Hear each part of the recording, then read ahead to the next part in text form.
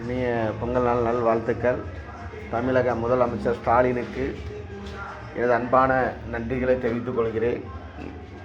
தூத்துக்குடி தொகுதி மக்களுக்காக போட்டியிட வேண்டும் என்று நினைத்து கொண்டிருக்கின்ற நான், தமிழக அரசின் சார்பாக 3000 ரூபா வழங்கியிருக்கிறார்கள். அது முதல்வருக்கு எனது மனமார்ந்த நன்றியை தெரிவித்துக் கொள்கிறேன். அந்த கறிவேங்க கூட வழி இல்லாமல் இருப்பவர்களுக்கு அது பயன்படுத்தப்பட்டது. ஆனால் அது இருக்கப்பட்டவர்களுக்கும் பயன்படப்பட்டது.